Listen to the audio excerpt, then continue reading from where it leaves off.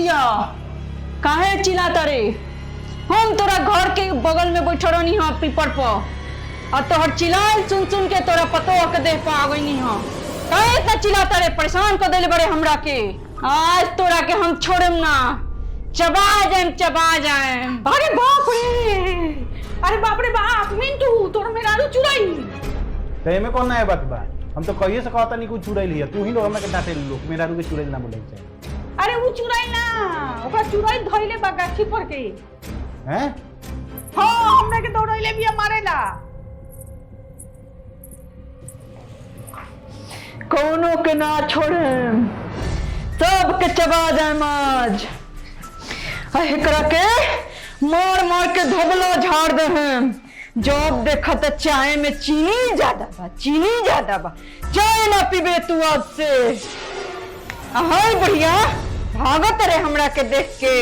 पीपर वाली चुड़ैल से कोई ना बचेला। और तनी दोनों गरा बड़ा सा नीचे सोफा तुरता लोग, सोफा।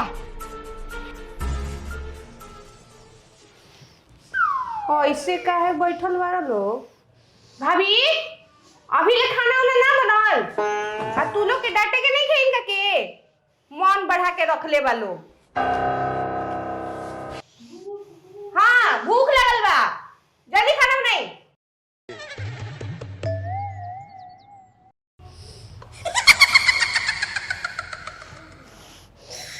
तू मोटकी खाली दिन भर खा करत रे। इतना तो मोटाइल बड़े, अब कितना मोटाइबे? आज तोरो मोटाई झाड़म हम। अरे बाप रे बाप, भागो।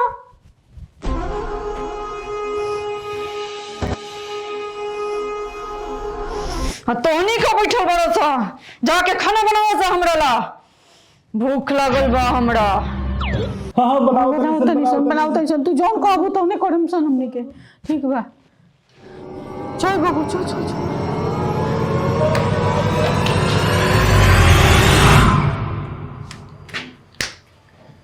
जो दीदी ले जो। ठीक बा, ले जाता नहीं।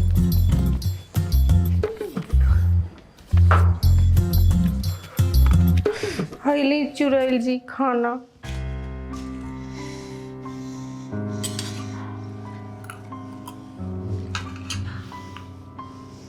ये खाना बनैले बड़े, जाके समोसा बनाओ हमरा ला, समोसा खाएम। ठीक बा। माँ ये तो हमने के बुरा फंस गई नहीं सन। सुन ना बबू, एगो चुड़ैल ना भागी, जाके ओझा के बुला लियो, ना तो हमनी के बहुत परेशान हो जाएम सन। हम देखले बानी गांव में कोई के ऊपर चुड़ैल आवेला तो बिना ओझा के ना भागे। हां ठीक कहत, ओझा के बुला ले आओ तनी, ना तो हेंगा ऐसे घर में थोड़ी रही आदमी चुड़ैल के साथ है। रुको हम बुला के ले आओ तनी ओझा के।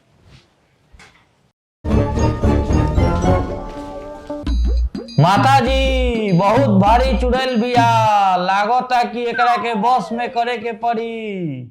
बस में चाहे ट्रक में कैसा हूँ करी है करके ले जाई, बहुत परेशान बनी सन हमनी के। चिंता मत करिए लोगे, चुड़ैल के हम शीशी में करके बसवाड़ी में छोड़ा है। हाँ छोड़े, बसवाड़ी में छोड़े।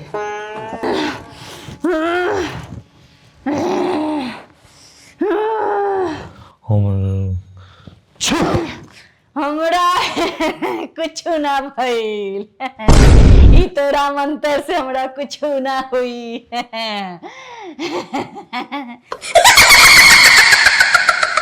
बहुत भारी चुड़ैल बिया माताजी, ये ना मानी। ली झाड़ू तनी 5 झाड़ू इनका के मारी तो काहे ना भागी। ना हमरा पतो के चोट लग जाई। पतो के थोड़ा ही चोट लगी, एकरा जोन चुड़ैल धले बिया ओकरा चोट लगी। अरे बाप रे बाप, झाड़ू से मारी लो। जाए दो, 4 झाड़ू खा लेता नहीं, कम से कम डेराई लोग तो हमरा से। खाना तो हमरा नहीं बनावे के पड़ी एकरा बाद। अच्छा ये बात बा,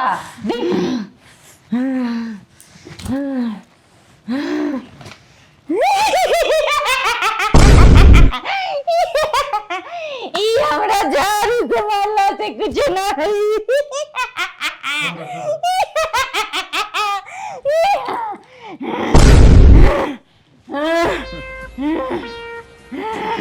अरे लागता कि बहुत पहुंचल चुड़ैल बिया, एकरा लगे सब बात के काटबा।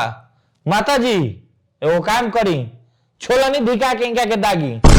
ना ना ना बाप रे बाप एकर देह जल जाई। रर पतो के ना जरी, एकरा जो अंदर चुड़ैल घुसल बिया ओकरा जरी। अच्छा ऐसा बात बा, रोकी हम छोलनी दीपा के लिए आओ तनी। अरे बाप रे बाप, अब छोलनी से दागिलू। चलो बर्दाश्त कर ले तनी, एक ही दिन न दगाएम, काम तो नहीं करे के पड़ी। गुरुजी बस हम भगा दी इनकरा ऊपर से, हम ये चाहता नहीं। चाहे झाड़ू वाड़ू दी भाई, हमरा उससे कोनो प्रॉब्लम नहीं थी।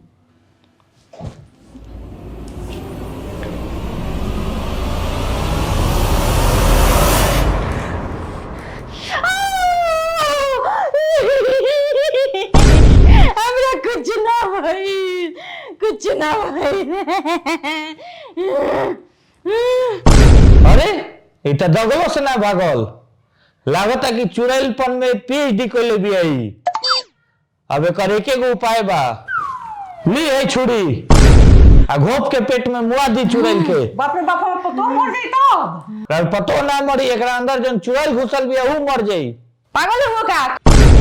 कब से बर्दाश्त करो तनी, कभी झाड़ू से मरवावता रह, कभी छोलनी से दगवावता रह, अब जाने लेके मनवा का। छोड़ी, हम अपन काम कर ले हम सब।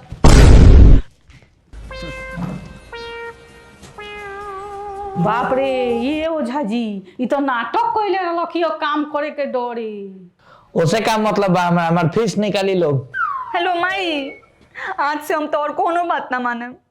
आज तोरा चलते हो मर जैती, बड़ा मरले बड़न से झाड़ू से, दाग देले बड़न से छोलनियों से, तारा चलते हमारा जानो चल जाई। अब से कोनो आइडिया मत दिया तू, काहे? तार कोनो बात ना माने हम। सुन ना एगो और आइडिया बा। बाप रे बाप, बड़ा मरले बड़न से। रुआलो के वीडियो देखेला दिल से धन्यवाद। आ हमरा आशा बा कि वीडियो रुआलो के बहुत अच्छा लागल होई, और अच्छा लागल होके तो लाइक कर दी या शेयर कर दी या कमेंट तो जरूर करें। रुआलो के एक एक कमेंट से हमनी के मोटिवेशन मिलेला। फेसबुक पर देखा तनी तो फॉलो करी या यूट्यूब पर देखा तनी तो सब्सक्राइब करी।